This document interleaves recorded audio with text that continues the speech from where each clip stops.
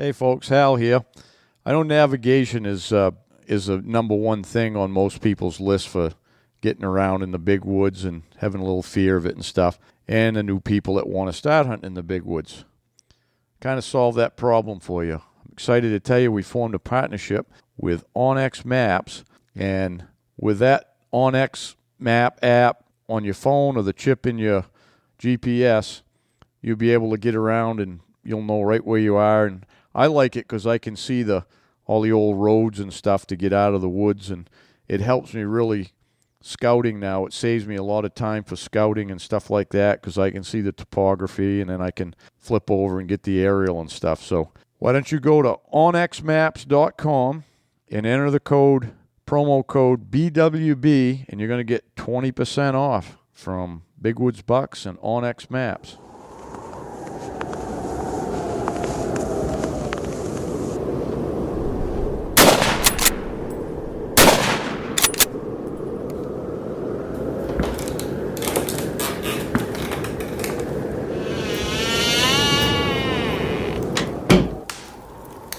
This is the Big Woods Bucks podcast. Come explore the big woods and timber in North America with your host, Maine master guide and deer tracking expert Hal Blood. Listen to Hal and co-hosts Lee Libby and Joe Cruzy as they unlock the secrets of big woods whitetails. Each episode will provide valuable insights in the tried and true system Hal has used for the last 40 years to scout, locate, and hunt mature big woods bucks. Listen and laugh as the crew discusses Hal's legendary adventures and learn how to apply a lifetime's worth of lessons from the big woods to your own hunting and outdoor adventures. Welcome to the Big Woods Bucks podcast. I'm your host, Hal Blood, and sitting with me today is my co-host, Joe Cruzy. Hello. And Lee Libby's missing. I know that's going to... What's new? Yeah. MIA. Lee's MIA. He's got a heavy workload in the summer here, so he didn't make it today, but that's okay. We'll have to try to fill his shoes the best we can and move on with it. And today we got Rick Labbe is our guest today. He's been a friend of ours for quite a while, lives here in central Maine kind of, and been hunting up here in the big woods for how many years, Rick? Oh, almost 40. Yeah, almost 40 years. So anyways, welcome, Rick. We're going to have some fun sharing some stories about buck hunting, shooting some bucks, and if you saw Rick's wall, his trophy wall there, you'd know why we got him on here talking about it. And you've hunted not just here, but you've been lucky enough to go hunt some other places too, out Midwest and all that. A lot of other places. Yeah. Yeah. So 40 years, I would have taken you for a guy that was out there at 8 years old hunting. Well, I was, but not up here. not right? up here. Okay. Right. Yeah, I didn't have a ride then. Yeah. Yeah. Yeah. So you started hunting the Jackman area that long ago? Yeah, probably when I was 18, 19. Yep. Yeah, 38 years. Yeah, 55 now. That'd have been back in the 80s, right? By. Yep. Back when the deer were a little thicker. Yeah, they were a lot thicker. Yeah.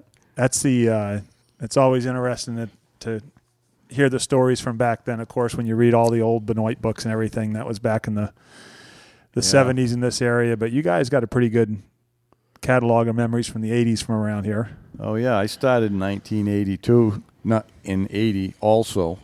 But, there's no question the deer were quite a few more deer. But like Rick said, we didn't really know what we were talking about. We didn't really know what the hell we were doing. We were trying to learn how to get them. We were learning, yeah. We were trying to learn, fudge through it, but I guess we stuck with it long enough. Put a lot of miles on. Oh, yeah. Yeah. Running around like banshees in the woods, huh? You got that right. Yeah. Probably was a couple more tracks to follow back then, too, wasn't there? Yeah, there was. Yeah. But sometimes it's a problem when you get too many tracks, you know. Got to weed through them. You got to sort stuff more. But you'd get into pockets of deer, you know. You'd get into pockets where there'd be 8 or 10 bucks in one group, all chasing a hot doe or something. And Rick talks a lot with his hands. Anyone that knows him knows he's an animated storyteller. So I'm going to watch him get used to talking. So you can still use your hands. We'll follow it. Yeah. But so anyway, so they'd be in pockets, and you just get in there and find your big track. Or you'd get on a big buck, you know, and he'd lead you into a pocket. and there'd be 6, 8, 10 bucks in one little spot together, and Yeah. you'd have to just sort that track out. You remember on your it. first 200-pounder? Not really, but No. yeah, I'd have to think about it for a minute. Yeah. You've killed, what, at least 6 or 8 200-pounders, haven't you? Yeah. Yeah. Yeah, at least. Yeah. Yeah, that picture that Hal was talking about, I remember, I don't know how long ago it was. It's probably 5 or 6 years ago or something, and I think I mentioned, you need to put those things up on a wall and You did. take a picture. Yeah. And next thing I know, Rick sends me a picture. He said it took me 7 hours to haul them all out there. And Yeah. Yeah, I think Put 'em I up. texted to you first. So what do you think of this? yeah, Yeah. pretty awesome picture. And like Hal said, it's not just Maine. I mean, you've been around quite a bit. And Yeah, I've hunted all over the Midwest, Iowa, Missouri, Ohio, Illinois, and almost every province in Canada. yeah, Yeah. you ever track much in other places in the Northeast, or are you pretty much just track in Maine and that's it? You ever go over to New Hampshire, Vermont, or anything? No, I never have. No, I've done some tracking in Alberta and Ontario. Yeah, Track them there. But Maine's probably, where I learned everything. yeah. Yeah. Everywhere I've been, Maine's by far the toughest place to kill a big whitetail that there is.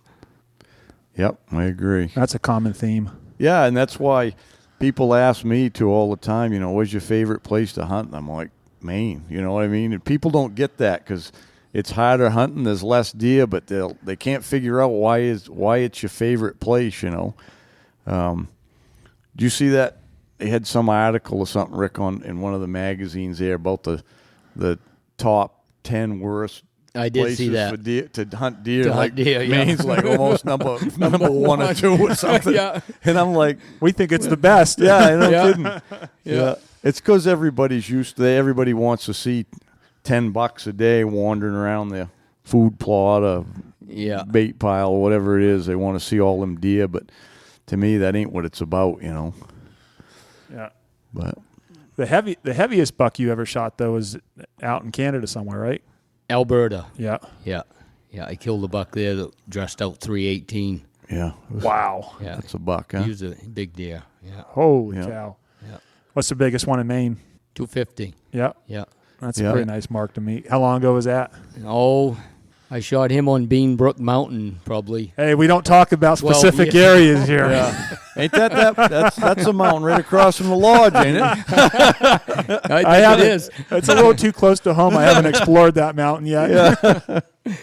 Yeah. All right, so that's going to conclude this episode. I won't give up any more hot We didn't spots. lay all the ground rules ahead of time, did we, Hal? Yeah. Oh yeah. People Yeah. don't realize though, when you get that 250 mark is like that's a big mark to get to. You Yeah, know what it I is. mean? Yeah. Yeah. There ain't many people shoot more than one over 250, out here in Maine. Yeah. In Maine, right. Yeah. Right. It's quite a and again the funny part is when you're tracking one, you can't some people think you can tell how big they are by the track, but No. it's just the Not luck at of the all. drawer. Is he 220 or is he 250 or Right. is he 275? But That's the fun part about it, really. yeah, you don't You know. know. Yeah. Yeah. Yeah, in Maine, you don't get to judge your deer before you kill them. We get on a track, and you might track that buck all day long and only just get a glimpse of him, Right. Or not. Yeah, or not, right? Yeah. Yeah. Some of them, you might track them for 3 days in a row before you even Yeah. get a glimpse of them. Yeah. Yeah. Yeah, I've known you for quite a while now, and you're pretty quick on them when you get after them. It usually doesn't take you 3 days if it's one that you really want. Yeah. Yeah. Figure out what he's doing. Lately, though, it seems like you've limited your time in Maine the last few years. You spend a lot of time other places. So. Yeah, I have. Yeah. Yeah. As I get older there, I got a place out west now in Wyoming, so Yep. I like spending a lot of time out there, but no, and Dad and I always do a trip to Canada every year, so that's always been like a tradition for him and I. That's Saskatchewan, ain't it, or something? Yeah, Saskatchewan, Yeah. Alberta, or Ontario. Yeah. Usually one of those three. So for people that don't know Rick, Rick is a excavation contractor and works his ass off all summer, 7 days a week, so he can hunt from basically mid-September you get cranked up until all the way through winter because you coyote hunt all winter. I do. Yeah, it's the perfect job for me. Yeah. And if you need any dirt moved, call Rick. People that don't know him say, "Oh boy, that guy's lucky." Well, yeah, the harder he works, the luckier he gets. That's usually how it goes. Yeah. So hunting's always been my passion from the time I was 5 years old. Yeah. And I just I don't know how I ended up starting to track deer. Learned it all on my own, kind of like all of us did, and I just started following a buck track when I was like 9 or 10 one day, and just intrigued me. Yeah. You say you learned it on your own. I've been fortunate to. I got two of the best trackers in the Northeast that I've been lucky enough to be around for the last 15 years or so, and so I've got an advantage because I lost a lot of years down in Florida. I had to catch up. So I think it's you was probably similar to me, Rick. We just and not everybody's like. There's very few of us like that. When we were kids, we just started following tracks just to follow them. Exactly. Because I don't hear many people tell that story. Do you? No, not many people just decided kids, little kids like we were. I mean, we started out with, because I lived way down in southern Maine. We didn't have many deer, very few deer. So Back we was then, in the wintertime, we'd track rabbits around each other. You know what I mean? Yeah. We had the snowshoe rabbits, and one of us would track one and bark or holler and try to get it to circle around the other guy. But it's the same thing when you're tracking something. You learn how to stay on that track. No matter what you're tracking, if you're tracking something, you're learning all the time. That's what's so great about it. Yeah. Watching what they do, what they're eating, exactly. Where they're bedding, everything about it. Yeah. Trying to figure out what they're going to do next and how far ahead of you they are. That's the whole game on tracking. And I think the major allure of it is it's just a challenging thinking game the entire time. I remember reading years ago, I forget where I read it or who it was that was writing about it, but it was about the focus. Like, you just got to forget about everything. You don't think about your work. You don't think about, things going on in your life, because if you do, that's when he's going to jump and you're in la land. And the only thing you're thinking about is where's this buck going and what's he doing? Yep. And how am I going to figure out and make it happen? But that changes about every 10 minutes, 5 minutes. It does. It changes. Yeah. Just when you think you know what he's doing, he does something different, Yeah. After Yeah. tracking enough of them, though, you probably know, like I do, Hal, that we've been doing it so many years. You can almost, you've had so many encounters. I mean, just hundreds and hundreds of encounters with big bucks. You can almost kind of second guess what he might do next, and if figure him out. Yeah, if you're right 10% of the time or 25% of the time, that's pretty good. Right. Yeah. That's what I have trouble trying to explain that to new people or people that have been trying to track and they're trying to learn it, because we can't take all of our thousands of experiences and put them in someone else's mind. You have to go get that on your own, and that's a difficult part, and that's just a part of, you're going to call it paying the price or whatever. You just got to go do it. I mean, we could tell all the stories and give examples and all of that, but boy, it's just drawing upon so many experiences that, and one day one turns out one way and the next day it don't, Yeah, I can remember years up here, 20, 25 years ago, back by Spencer Lake, and just tracking bucks day after day after day for 2 to 3 weeks straight in a foot and a half of snow. And I mean, you felt like a dish rag at the end of the day. You were so tired. You say, I can't take another step. And get right back up the next morning. Oh, yeah, you get a night's see his sleep. track crossing the road, and your adrenaline levels up here, ready to go. That sounds a lot like my season last year. It does. Foot of snow in 3 weeks. And Yeah. I told you, see, when you get older like me, you get smarter and you kill them as soon as the snow comes. You kill one before it gets too deep. 3 or 4 Boy, you weren't inches, kidding about that. 3 or 4 inches of I'm talking to Hal, and It's I'm the like, best, geez, you're going to get it over so soon? I said, the season just started. Well, there's Hal with his deer, and then we got dumped on last season. Yeah. Did you hunt much up here last year? No, just a couple of times. Yeah. Yeah. running like crazy other places. Yeah, I was hunting everywhere else. Yeah. You and I went to Ontario. Well, it's the only time I've been out there. I went out with you one time, but you haven't been back there since, have you? No, I haven't. Is the deer herd coming back yet? No, I called the guy we hunted with there, Dennis. Yeah. And I guess the wolves had taken quite a toll on him, and he told me there's not a lot of deer right now. Really? Yeah. The only place they're coming back a little bit is around the towns where they kind of get protected a little bit. Yeah, they get right. fed in the winter and stuff. They're coming back a little better, but yeah, it's going to be a while. They aggressive with the wolves out there, hunting them? They hunt them. Yeah. I don't know how aggressive they are. Right. Yeah. But he hunts them a little bit. That's surprising because I got to imagine that the revenue from deer hunting has gone way down since we were out there. Yeah. And had to have. You would think they would look at it from a dollars and cents point of view and say, hey, we got to do something Yeah, here. I know it. It's too bad, really, because that was a great spot to hunt. I love the terrain in Ontario. Just It's easy, huh? It's just rolling ridges. ledgy bluffs and open timber. Yeah. Yeah, the elevation don't change more than a couple 100 feet anyway. Yeah. What I remember, we didn't have snow the year that we went, but, geez, you could still hunt over those rock ledges and stuff and just slip through there really quiet. Yeah. And there was enough deer there that, it wasn't a problem. You run into deer all the time. Right. Yeah. Kind of like some places around here in the 80s, huh? Yeah. Yeah. Yeah. We didn't have to drive so far. Yeah, I remember, when we first started guiding hunters there and going up the lake and stuff.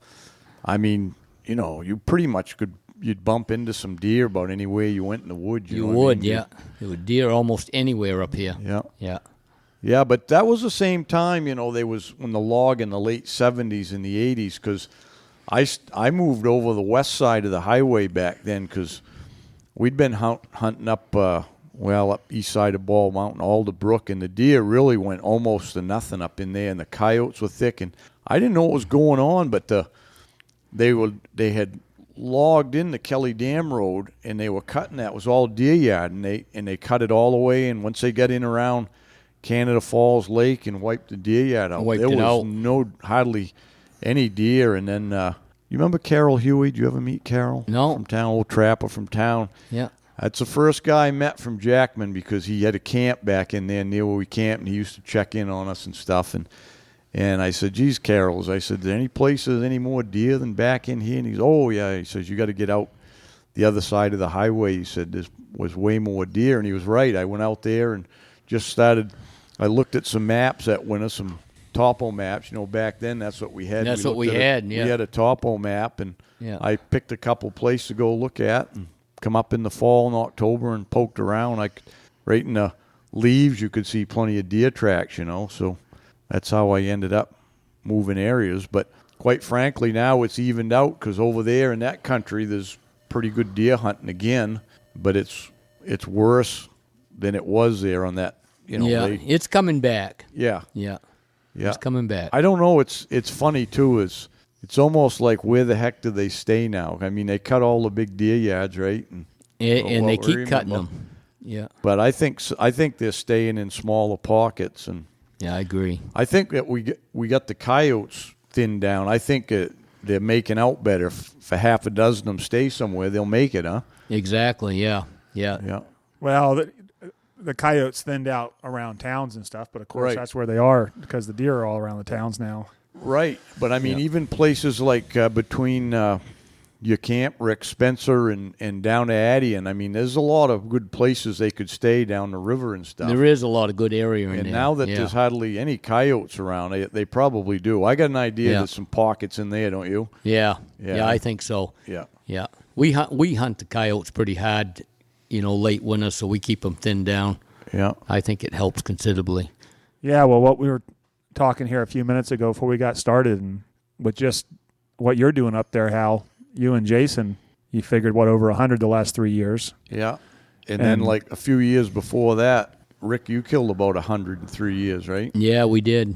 Yeah. And that's like a connecting area. That's basically from Spencer Road to Coburn up to north side of Jackman, it's probably 10 miles. 10-mile stretch. Straight line. But right.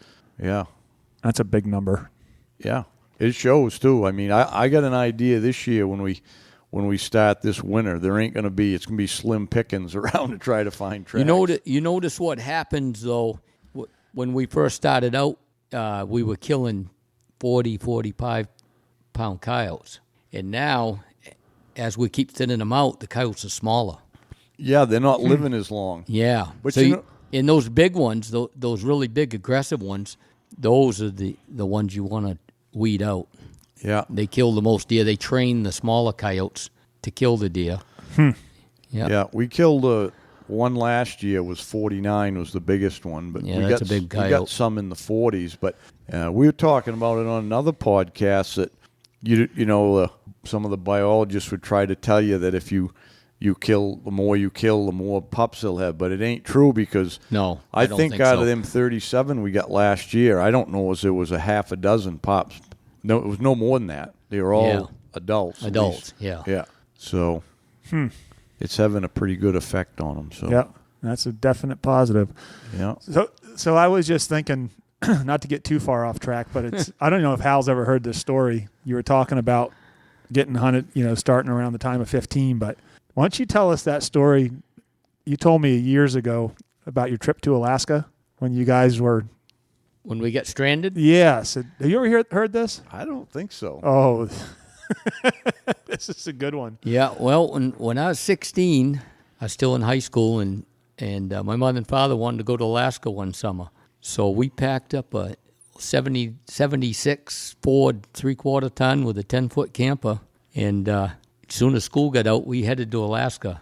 And I think that cured me from ever driving anywhere again, because now I fly everywhere I go. That was enough, huh? 5,000 miles up and 5,000 back in a camper. You and your mother and father, yeah, Dana? And Dana and my sister, Lorna, yeah. Holy smokes, yeah. And we got to Alaska, and we fished, and I can't believe how much it changed. I went back a couple of years ago, and we fished some rivers.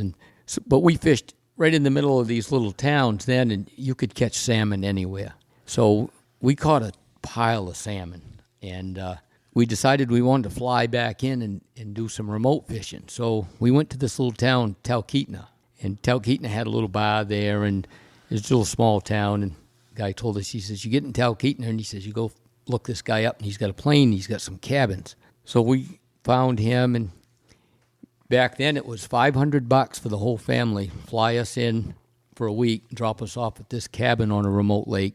And I don't know, there was rainbows, dolly varden, lake trout, bunch of species of fish in there. So he says, well, I'll pick you up, and I think it was 7 days. And he said, if there's any, if it's cloudy or the weather's bad, I might be a day late or 2 days as soon as it's clear. So we had all our food, everything, the whole family in there flew us in.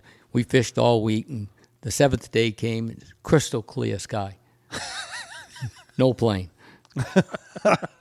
So Dad's like, Jesus. He says, well, maybe something came up. He'll be here tomorrow. Next day, crystal clear. No plane. We were there for a week extra. No kidding. We run out of food, and we ended up breaking into this cabin down the lake because we ran completely out of food. We had fish to eat, no butter even. And so we broke into this cabin to get some more supplies, hoping somebody might show up. And I think it was the 8th, which would have been like the 15th day, we decided that the guy must have died. We figured he either crashed his plane on the way out, or he had a heart attack or something, because nobody ever showed up. We never saw a plane in the sky. And I'm sure there wasn't a plan, like no one knew where you were, Right. Like there wasn't a plan for you to tell anyone where you went. Right. And he never told anybody we were in there. He just flew us in, dropped us off. Of course, you probably didn't have any idea where you were. No, we were 100 miles from Talkeetna. And back then, all you had was a topo map. We didn't have GPSs and all that stuff like we get now. And so Dad and I looked at the map, and we decided we were going to canoe out of there. And we looked, and the closest town was like 30, 40 miles. We figured we could do it in 2 days with a canoe and there was a river. So we headed out that morning and got down the end of the lake and got into the stream going out. Was you all in one canoe? Just me and my father. Oh, just two of you. So we left my brother and sister and my mother back at camp, and they were hoping for the best. They was dependent on you. Yeah. So we got down we were canoeing out the river out of the lake to hit the big river, and this plane flew over, and he started circling, little black Piper Cub. And so we canoed to shore, and the guy was motioning us for us to go back. Well, what happened was he had flown in to check, see if the salmon had started running yet, the sockeyes. And my mother see him land his plane at the end of the lake, so she went out and fired 3 shots with a rifle. And so he jumped in his plane, flew up the end of the lake, and she told him what happened. And he says, well, the guy that flew you in there, he says he's kind of a drunk. He says he's been down the bar all week, and he says he forgot you're here. Oh. So he's drinking up your $500. Yeah, he huh? was, yeah. So he radioed back to town, and the guy flew in and picked us up. Needless to say, we didn't pay him. Yeah. But Yeah. I remember one of the things you had told me is the guy said you'd never made it down that river. Right, he did. He said if you'd ever hit that river, the pilot that motioned us back, he said if you'd hit that river, he said you'd never made it. He said it would have swallowed you. Oh, no kidding. Yeah. Yeah. Yeah. We were probably half a mile from it. That's quite a family adventure anyway. Yeah. Yeah. Hey. Yeah. That was an knowing your interesting mom, trip. knowing your mom, she probably had a few choice words for that pilot. Yeah, absolutely. Yeah. She'll tell you about it sometime. Oh yeah. Wouldn't surprise me if she had more than words for it. That too. Yeah. I think she met him at the dock. Yeah. Yeah. Hey. But anyway, I hate to digress off buck hunt, but that story came to my mind, and I didn't think Hal had ever heard it. That's it. No. Geez, that's a good one. But It's so good because it ended well. yeah, right. Yeah. Everything's an adventure. Well, you wonder a trip like that, I mean, how easy it is. He's your only link to That's get it. into the outside world. So That's it. And like he said, he never told anybody we were in there. you guys were getting sick of fish by that point, I'm sure. We were. Yeah. We Was the stopped fishing at least good there? No, it really wasn't. Yeah. No, it was really. We did okay, but Yeah. wasn't anything fantastic. Yep. Yeah. So that extended your Alaska vacation a little, huh? It did. Yeah. Yeah. We were there the whole summer that year. Geez, that must have been fun, though, when you was a teenager, huh? It was fun. Yeah. Yeah. It was a lot of fun. Just the road trip alone is an adventure going Yeah. that far. Well, now you got me thinking because I've been thinking. We were talking this morning a little bit about you got to do stuff now for you. Everybody wants to wait till they get old and retired. Yeah. And then you ain't capable of doing a lot of things. But I was thinking about that. I think I want to make that trip next year. Take Deb. She hasn't been to Alaska, but I'd like to drive it. I wouldn't really necessarily like to drive it, but I think that's the way we should go because we got the dog and Yep. she's got her bird It's Ollie and stuff. And, Back when we drove it, it was 1,000 miles of dirt road right. through the whole northwest territory there, and now it's paved. Yeah. Yeah. I know they make it now. If you drive through, you can make it in a few days, but Yeah. I'd want to see some other things on the way. I haven't been beyond like that. Well, Manitoba, it's as far as I've been, but Right. I'd like to go over and go up through British Columbia and see some of that. Oh, some great scenery. Yeah. Yeah, that's Jonah just did that trip there when he went out, and there was a bunch of pictures from it. And boy, it is some kind of beautiful. Especially BC. Yeah. Hey, Hal, here, just want to take a minute to talk about the hunting club. And you can join by going right online at bigwoodsbucks.com. But anyways, I've got all my information is going in there, and it's a place where you can get together and look at my films, tips, writings, and all of that. And the best part is there's forums for you to communicate with, the rest of the club members, talk about big wood stuff and all of that. So anyways, $36 a year, cheaper than getting a Starbucks once a day. So join up and hope you see you on there. Hey everyone, Hal here. Just want to take a minute to talk about the Woodman Arms muzzleloader. We got them all set on the website to build your own or buy your Big Woods Bucks model, either one you want to do. But anyways, we've tested it a lot, and I can honestly say it's the most accurate muzzleloader on the market, best to carry in the big woods or anywhere else at 5.5 pounds, you can't go wrong with it. So get on there and check it out. What's the I know you and I have always talked how you go out west a lot because the racks are bigger out there, and you know Maine's not necessarily known for big racks, but I know Right. you've shot a couple of big racks. What's the highest scoring rack you've shot here? In Maine? Yeah.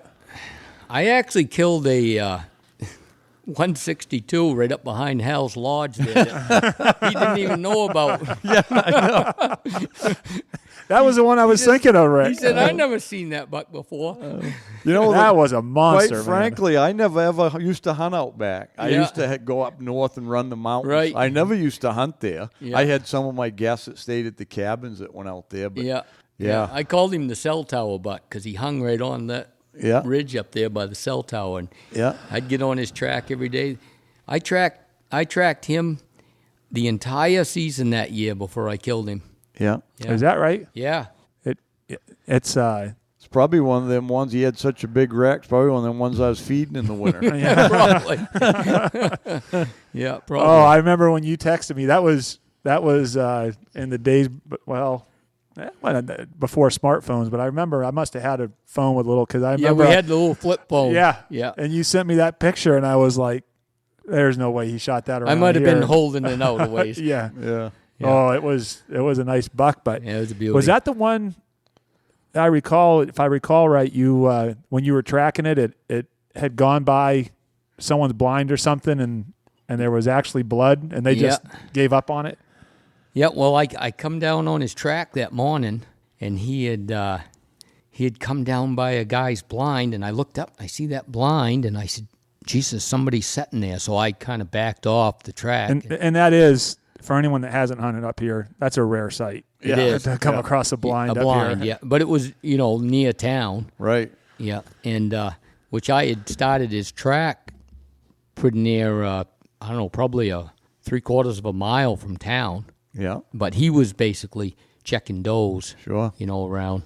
And I come by that fella's blind, and when I did, I looked up and I kind of backed off, and I run into the track again, and there was blood in it. And then I see a guy's boot track, so I said, heck, somebody shot this buck. So then I walked back on his track, and I could see where the buck walked up to this guy's blind, and he had shot it, started bleeding. Well, I gave up. I walked out to the road, headed back towards the truck, and run into Dad. And he says, yeah, I run into this fella, said he shot a big buck this morning, but he said it run out of blood. He said he gave up on it. Yeah. With snow. With snow on the ground, with right. snow on the ground. Right. He gave up on it. Right. And I said, well, where was his track? Yeah.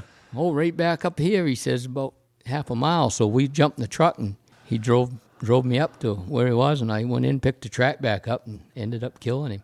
Huh. Yeah. Yeah, and he had hit that deer in the tenderloin, basically, just in the top of the back, and it went right in the meat of the tenderloin, and the deer must have been just angled a little bit, and it came right back out. It only went in about 6 inches of the tenderloin. Yeah. Never hit any major artery. Almost spined him, though, huh? Yeah, and Yeah. when I was tracking him, probably every 30, 40 yards, you'd find a speck of blood. Blood almost stopped. Yeah, that heals up pretty quick. Does. Huh. Yeah. I shot one like that one time with my muzzle loader. He was disappearing just as I just swung into the winter beaches and I fired. Ended up, when he went in, he was going downhill a little bit, and I just nicked him on the back. So when I got over there, it was like shaved hair all over the snow. And Yeah. I go, Uh-oh. I goes, I know what happened here. And same thing, he'd bled a little bit, and then it stopped. But every time he'd go under a little limb or something, and his back rubbed on that limb, there'd be blood on it, Right. So I must have done the same thing, just shot a little bit through that tenderloin on his Yeah. back, Yeah. Yeah. I shot one once, and he was probably I'm going to say he was the heaviest buck I ever saw up here. I bet he was probably pushing 275. And we had a snowstorm one day. You remember old Reggie Griffin? Yeah. Well, Reggie was cutting down towards Addian, and went the backside of Cat Heart there, and it was Yeah. probably 2 feet of snow. The wind was blowing like hell, and Dad and I were looking for a track, and we come up to this track, and like I said, they were cutting down in the end. We come up to this track, it was all blown in, and Dad says, how you know which way he's going? I got out, looked at the track both directions. I said, I'm pretty sure he's headed down towards the lake. You could tell by the way he hooked his feet. Right. And so I said, I'm going to take that track. So he says, well, I'll go back down below the lake there with the truck and walk in the other way where they were cutting. Yeah. So I got down. The wind was blowing 30, 40 miles an hour that day. Perfect. Spruce trees were breaking off, all around you. And I get down in there, not very far. Probably I was 20, 30 minutes on his track, and he had laid down. He got up. There was about 3 inches of snow in his bed. And I said, oh, he's not very far. So I kept on his track then. I come to another bed. And the whole time the wind's blowing 30, 40 miles an hour, and a spruce tree would just snap off now and then or blow over. One of those days you got to look out, Exactly, make sure nothing falls on you. Yeah, and they'd been in there cutting, opening it all up, so all those trees were loose. They've been surrounded by other trees for years. Now they were weak to the wind. And I came on to 4 different beds, and what it was is that buck was just nervous, with all the wind blowing and the trees breaking. He didn't find his comfy spot yet. Not yet. And I come to the last bed, and there was like a 1/4 inch of snow in it. And I just, one step at a time, really slow. And I probably only went 10 yards, and he had laid right back down again in this really thick spruce. It was almost dark in there. And it's still snowing like crazy. And I peeked around this tree just real slow, moved ahead, and I see his hindquarter. He was laying down. And I backed up, and I could have shot him at like 5 feet. And I had my pump 30-06 at the time, and I pulled up, and I was going to shoot him. And he stood up. And when he stood up, he stretched his neck around the tree. Well, instead of just shooting him right through the shoulder at 5 feet away, I swung real quick, thinking I'll shoot him right in the neck. Oof. And I did the same thing. I shot right under his neck, and I shaved all the hair off, and I got a little mist of blood on the snow, and I followed him the rest of the day and never got another look at him again. That's a nice up-close personal encounter. Oh, he was close. Good rack on him? No, he didn't. No? Just a real heavy, old heavy buck. Yeah, just a tight 8-point rack. Huh. Usually that's what you get with them big old fat ones. Huh? You do. Yeah, not a good rack. So when you're on a track, what's your favorite point? Do you like it before you jump them or after you jump them? Oh, that's a toss-up. I guess it depends on the conditions. Yeah. I was just going to say that. Whatever the weather is and the conditions, Yeah, it really does. I know the reason I ask that is everyone's always got a different take, and a lot of guys wonder that, that like it. Well, it really doesn't matter because once you're on that buck track, you're in the woods for the day. That's the way I always look at it. I go to hunt for the day. Yep. And I just enjoy tracking, whether you kill anything or not. I just love it. And so if you jump that buck and he takes off and runs a half a mile, he's going to stop, wait for you, see if you're still following him. Yeah. Then it's just basically a cat and mouse game all day. Yeah. And they're all different. Yeah. Most people that they say they're struggling, they expect they're going to shoot them in their bed or something. They don't worry about that because it ain't going to happen very often, That's when he's most alert, when he's in his bed. He's looking on his track. And, I mean, like your example, and then a windy day or something like that is your best time to do it. But perfect. Those days are not that common, Usually it's calm or maybe it's, a little wind or something, but they're looking, But a snowstorm with stuff blowing down in the wind, I mean, that's your day. But that's definitely something I've changed over in time. Early on, I love those perfectly still days, and you think but it's really because they're hearing everything too. The worse the weather, the better the deer hunting, I always say. Yeah. That's when everybody's riding in the truck or drinking coffee or something. Down to the restaurant.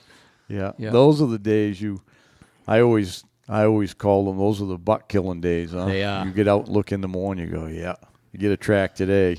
Yeah. It's it, That's the problem, though, is finding one that moves. That's right. Because those days, most of your deer are laid up. Right. You kind of need to, that's where, 30, 40 years of experience of hunting these mountains up here, like me and Hal have done, you kind of know in the back of your head, well, probably going to be a buck here or here. Yep. I've always got that's 4 or right. 5 spots that if I can't find a track crossing the road, I'll walk in and usually end up with something.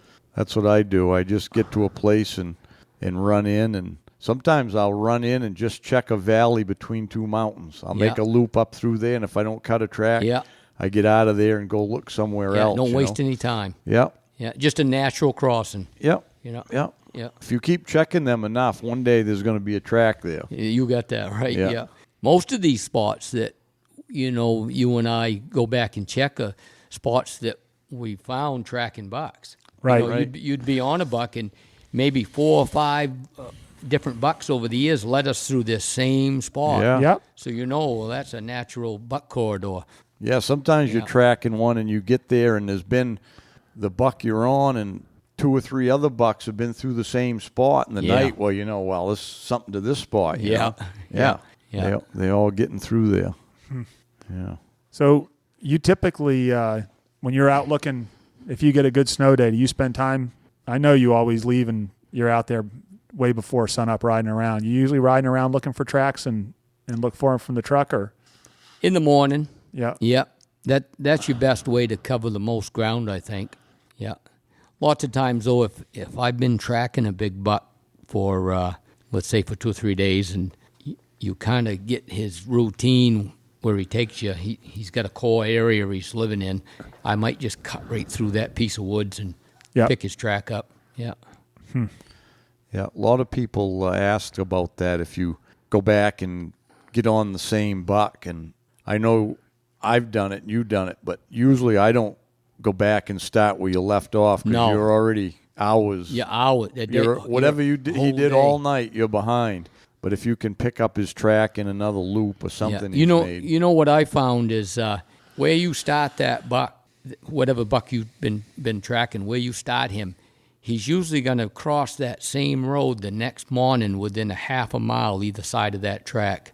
That's, and heading up towards a mountain or whatever. I usually go back, and every buck track is got its own characteristic. They're either a little longer, a little wider.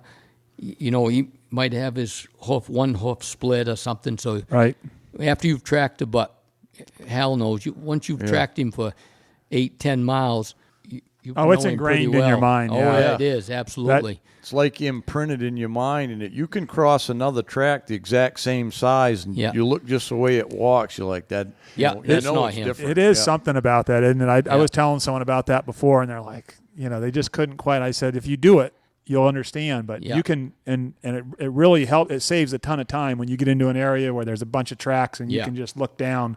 Yeah, and sometimes it's just clearly obvious because it's a much bigger track or whatever. But they all have a certain gait or always. Yeah, they walk different ways. Some drag their feet more. Some loop their feet a little bit. Yeah, but for the average person starting, they're not going to get that though, because a lot of people still have trouble if they're learning or whatever.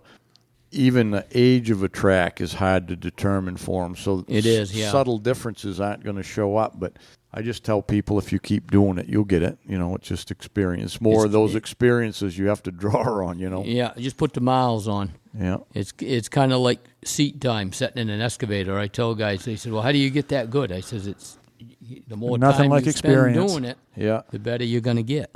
Yeah. Yeah. You can probably set a grade in your excavator without even taking out your laser level. Sometimes. Not always. Yeah. Rick's expertise is in the dozer. I've seen over the years. He can run one of those pretty well. Yeah, I get a couple hours on a dozer. Yeah. But no, it is. It's I still like tracking deer though. Yeah, you like that better than the dozer? I think so. I can't imagine. So you're sitting, working equipment all summer. Do you find it in the fall, when you get going to get your lungs back a little bit? Yes, I do. Oh, absolutely. And the older you get, the worse it is, right? Oh, yeah, it is, for sure. That's the same with me, Even when I was guiding all the time, at Cedar Ridge there, in the fall when you start hitting the hills there, it's a little different, Right. What always gets me in shape is I go out and elk hunt every fall out west. Yeah. And when you get at 10,000 feet, you really know it. Yeah. I so, bet. So that gets you in shape. But do you try to get a little bit in shape before you head out there? Always, yeah. I got a couple mountains down around Smithfield there that I try to hike them. Yeah. For about 2 weeks before I leave. I usually take a good steady walk. Yeah. You got to hit the down mountains because everybody thinks they're going to walk 5 miles a day down the road. Yeah, there and down they're the gonna be in road. shape. Doesn't do anything. The same. Nothing. Yeah. It's nothing. You want to climb almost right uphill. There's nothing like that leg burn. We've got one of our guy met through the podcast. He follows us. His name's Jay. He guides moose up north, and we've been messaging back and forth about getting in shape because he was wanting to pack one out. And so I said, well, the best way to do it is throw a pack on your back and start adding weight. Well, he's been keeping up with me and showing me he's up to I think he's hauling 70 pounds for an hour. Doing good. Yeah. I said, that'll do it. Yeah, You'll be in shape. It. So, and nothing like the real thing. One thing about, getting in shape before the season, it trains your mind walking in the woods. Like if I got a couple of mountains that I said I'd climb, it kind of gets your brain and your mind and your coordination, your balance, everything in the woods. So when you get in the woods, you haven't gone from a gym or something like that. You've been in the woods the last 2 weeks, and everything comes natural. Yeah, I noticed guiding people over all those years that even people that did hunt in Pennsylvania in the mountains and stuff like that, they weren't used to the woods here that are blowdowns and all that crap, because most of that woods there is open hardwood timber. Yep. There's nothing to trip over. Yeah. And it's hard to walk in that for people that aren't used to it. Stepping over stuff, you got to go around stuff, you got to go under stuff. Yeah, that's through it. Yeah, that's one of the. Go ahead. I just call it like an aerobic workout, huh? Yeah. Yeah.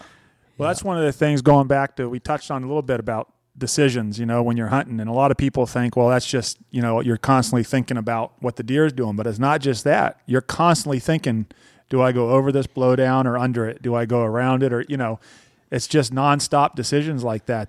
You don't have to do that other places. But here, going under or over it or whatever is you're making those decisions constantly when you're in the woods. All the time. Yeah, because you got to figure out what's the quietest way usually. Can I get under it without snapping something with my back? Or Hey, boy, doesn't it suck when you get that one branch that you snap, you haven't made a noise for 200 yards. And then you think he's right in front of you. Yeah. That's always when you do it. I was telling the guys I think it was last fall on opening day there. I was tracking this buck. It wasn't a real big one, but it was about a 200-pounder, and he got with another one. Sometimes early last get year, along with another buck. Yeah, because last year, remember, we had almost a week in October from Residence Day. Right. It's like the 25th or 6th or something. So they went up in this mountain there, and they finally turned up onto this spruce knob, and I go, hey, they're right there. They don't go nowhere that first week. So I stopped a minute, and I'm looking up, and I go, I think I can sneak right up over there. And it wasn't much snow. There was a couple inches, and it was a little frozen, but I could be pretty quiet. First step I take, there was one of them hollow birch bark logs. Oh, yeah. Crunch. Yeah. Oh, yeah. First step, I'm looking up, and I'm like, they ain't there no more. Yeah. Sure enough, they were bedded right up there.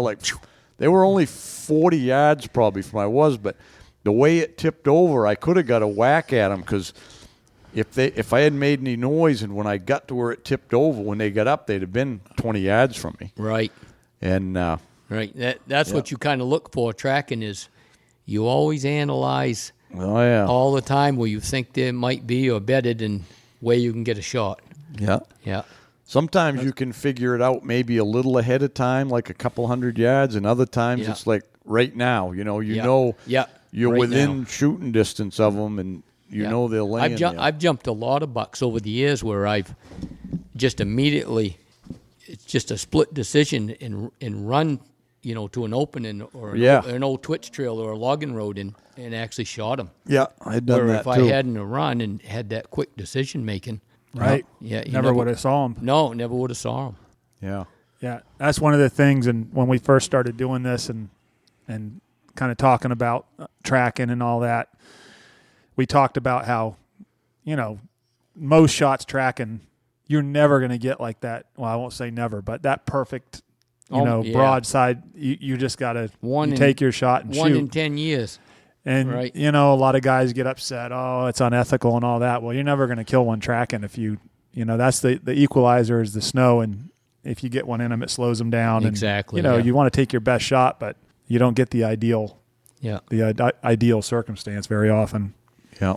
You just got to get your technique down and get your swing down. And I never hit any that I don't get. I never have, except when I was younger, but I either hit them or I don't. I usually hit a tree. Right. There's so many trees or twigs and stuff to hit, but everybody thinks if you're doing that, you're just wounding half the deer, and that's not the case. But once you hit a deer, you just stay on him. Right. I've killed some the next day. Yep. But never gave up on one that I've ever wounded, and stay right on him. Once you know you've wounded him, especially when you know he's probably might not make the winner. If you get him like that, then What do you carry now tracking for a gun? I still carry a pump 30-06. Yep. 7600. 7600 black, all black. Yes. You run a scope on it or no? No, peep sights. Yeah.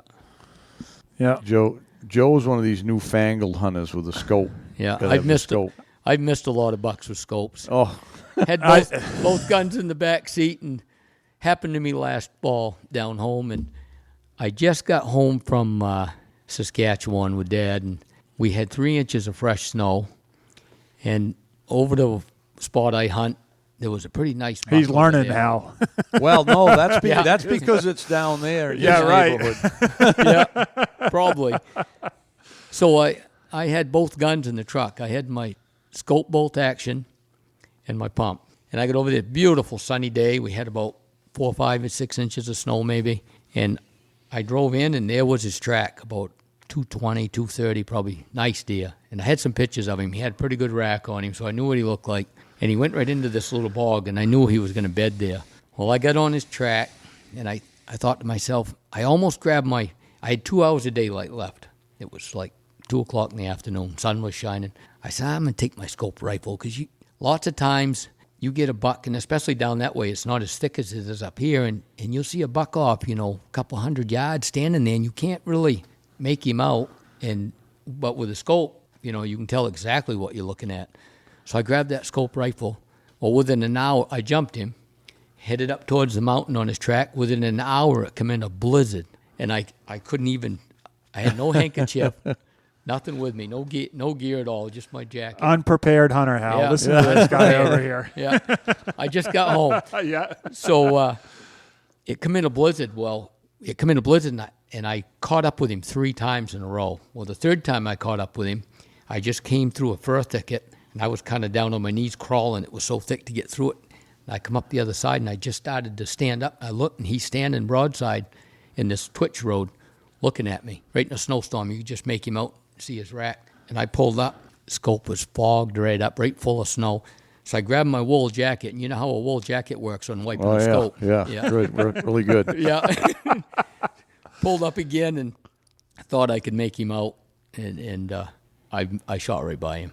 Yeah. Yeah, boy, I kicked myself on that one. He was a nice deer. I never see him again that year, last year. Yeah.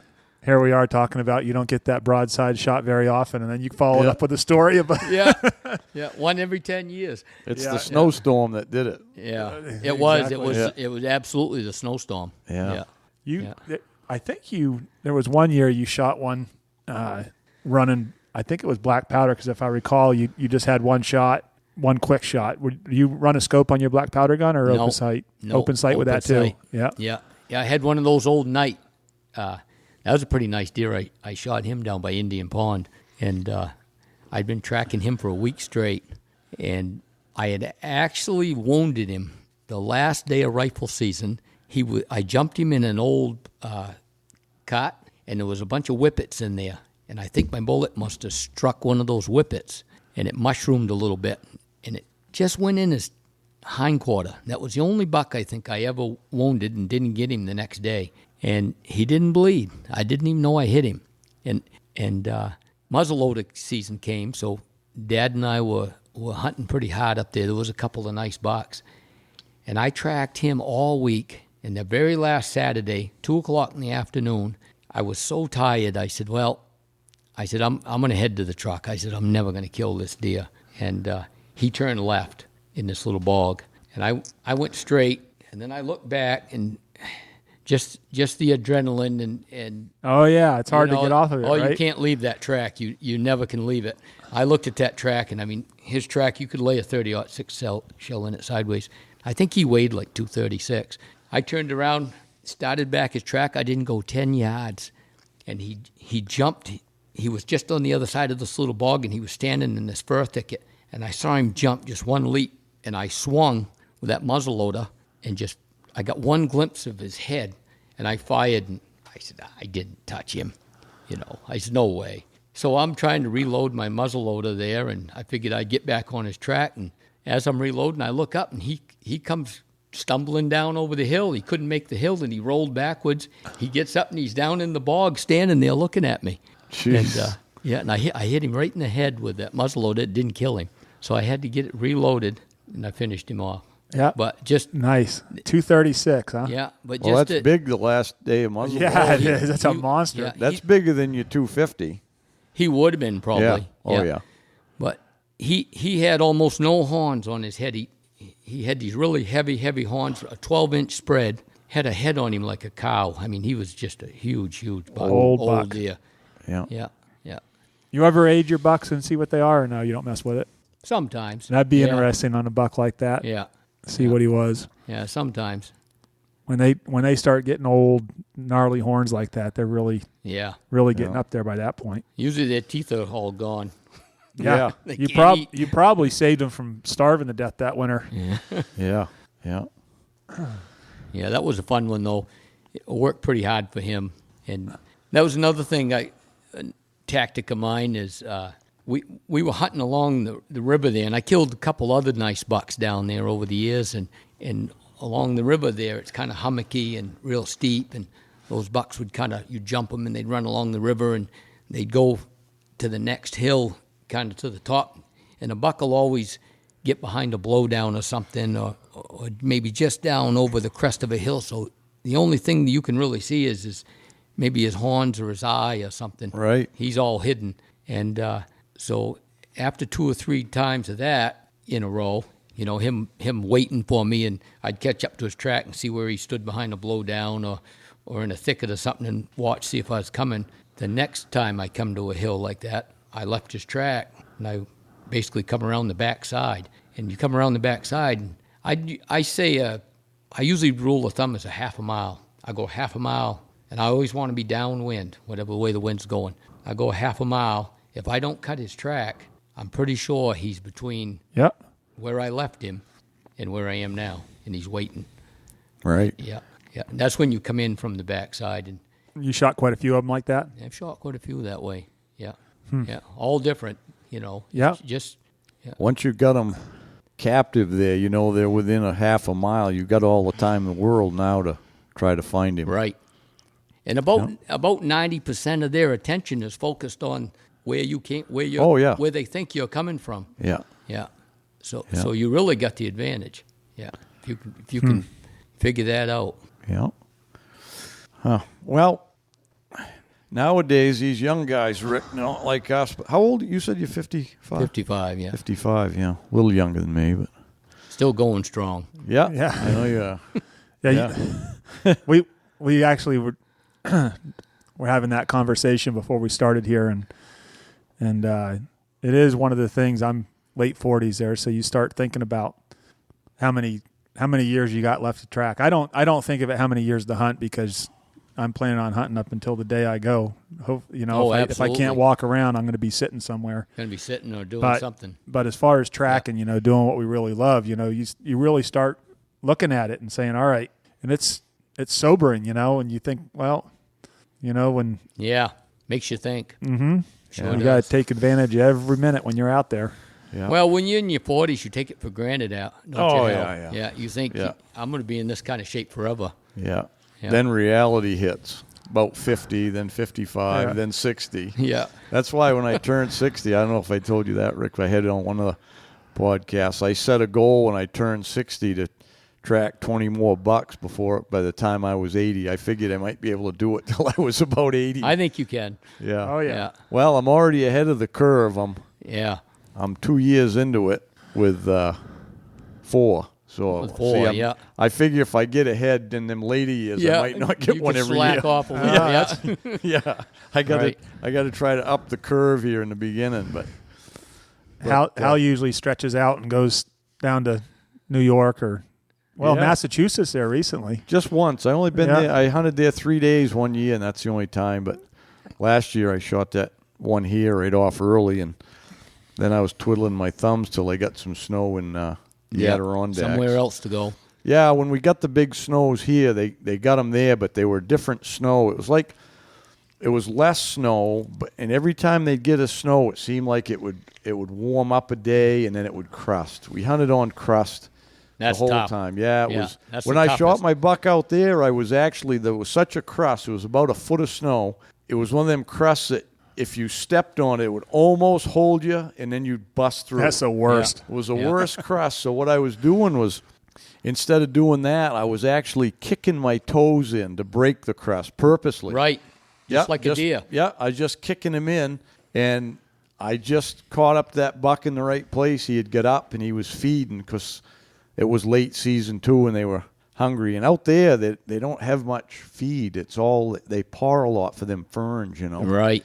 And in that crust, he was pawing, and he didn't hear me coming. I walked up 25, 30 yards from his head rooting right in them ferns. Wow, yeah. I was so close I could hear his teeth snapping them ferns out of the ground.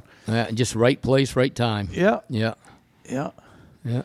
But what I was going to bring up about age was back when we started back 40 years ago or 35 or whatever, we've been up probably about, if you came up, well, yeah, maybe I started a little early. Doesn't matter. It's close to 40 years for both of us. Yeah. We had them old. 37, 8, I think I'd been up here.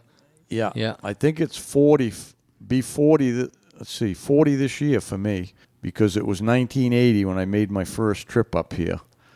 And you remember all we had was those old topo maps? Right. The ones that were, they called them 15-minute. 15-minute They maps, weren't yeah. very detailed. You'd look at one, you go, oh, it ain't too far over there. But in the contour lines were almost touching you, getting the mountains there. Yeah, Remember right. that? But they were a guideline. I mean, we could. Right, you you'd know, have to guess where you were. Yeah. Yeah. And Yeah. just kind of follow the terrain in your mind. Say, well, I followed this steep ridge alongside of that, and I dropped into this bog, so I think I'm about right here. Yeah. Yeah. And everything on there was like, I mean, they had a few roads, but it was like Jeep trails because those maps were made in the 20s. Right. And they called them Jeep trails, but what they were was the old cart roads they used logging back when they had the horses and the oxen and stuff.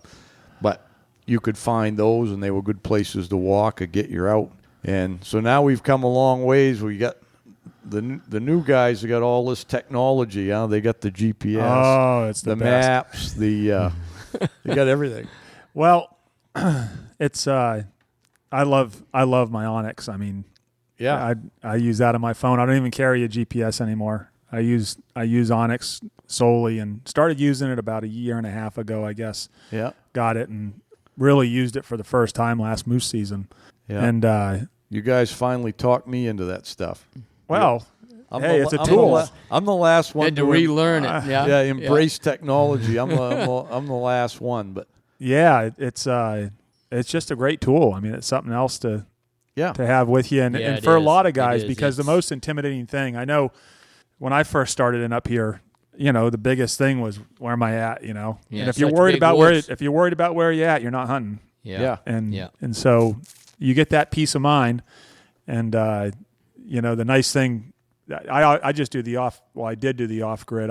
I got a chip recently here that shows basically everything. But you can even without the chip, you just go into that off grid mode, and you can download everything ahead of time, because it's not just topography. I mean, up here it's the cuts and roads and everything that's else that what goes I along with it. Everything. That's what I found about it, because just to have the topo map wasn't a big deal to me. Because you can do that any way you want with a topo. But to me, the satellite imagery and the boundaries, and I when I was using it last weekend, I was my big test, and it tells you the brooks and the name of the roads, which is, even in the North Maine woods, I mean, half the road, you don't know what road you're on. You know what I mean?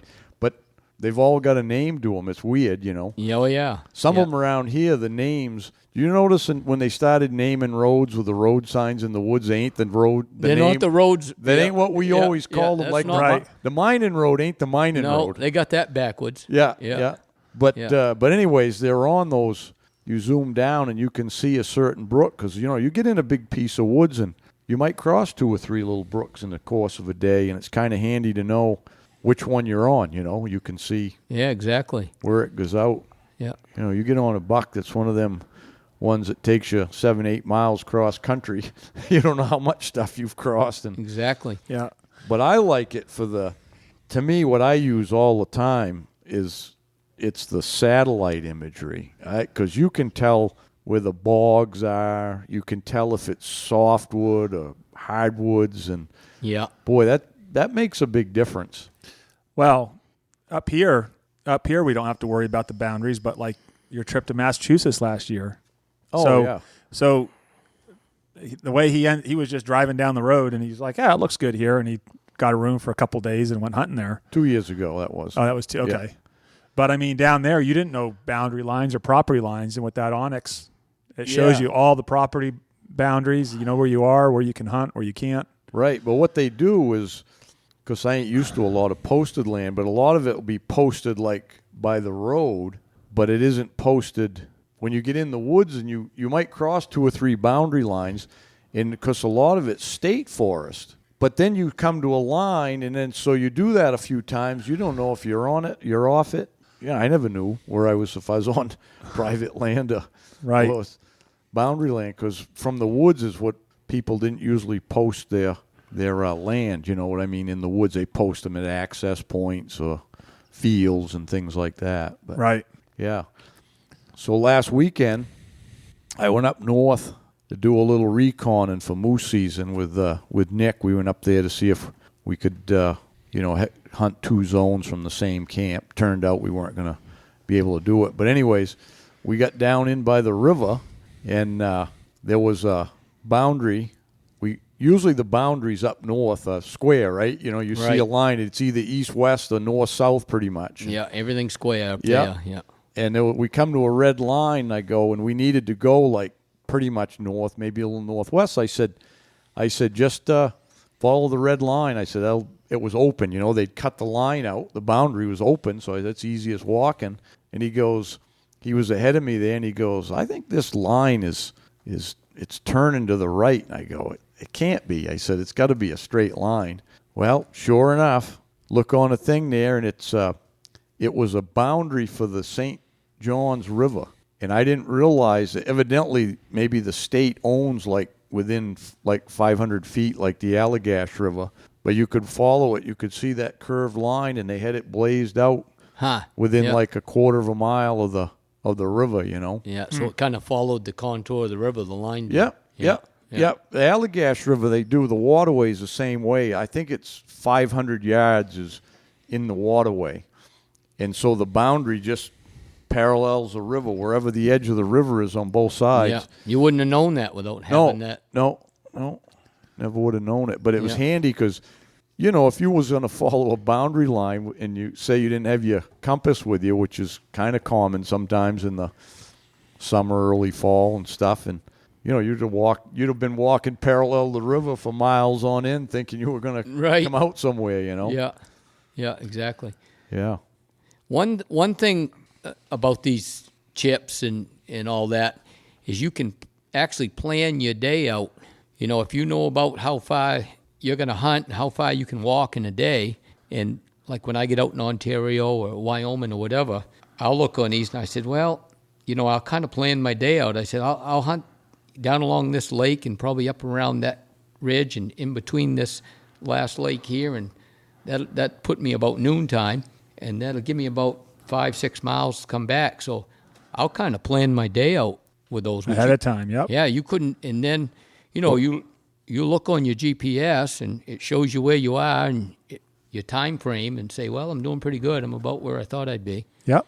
Yeah. Probably out there, too, it probably helps keep you like if you're elk hunting there, you kind of want to be where you can see the meadows or see the openings. It can probably tell you where that stuff is too, huh? It does. Yeah. Yeah. Yeah. It does. Yeah. Not a lot of meadows up in where we hunt. It's all forested. Big timber. Oh, is that right? Yeah. Yeah. All forested. I thought some of them ravines might have those open meadows or something, There'll sometimes be- in them ravines. Yeah. There'll be some strips and some meadows here and there. Yeah. Yeah. But usually those elk are laid down by daylight. Yeah. Yeah. Back up in the timber. Yeah. Yeah. So it's not like over in the area. I've only been out there snowmobiling, and it's pretty much all meadows up there where we go. So it changes that much. You're not that far from that area, are you? Not from Togety? Yeah, 70 miles south. Okay. Yeah. Yeah. Yeah. It does change quite a lot. Yeah. You use your Plus, you get up at Togety and with 12 feet of snow on the ground, everything looks like Right. a meadow. true. Covers up everything. Yeah. Yeah. So you use some of your deer tracking skills up there for elk? Oh, absolutely. I hunt elk almost identical to the way I've hunted whitetails. Yeah. I think growing up in Maine and learning to track bucks, and it's helped me become a better hunter everywhere.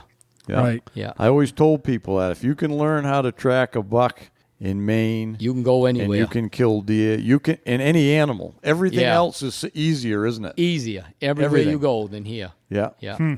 Yeah. Maine is the toughest place.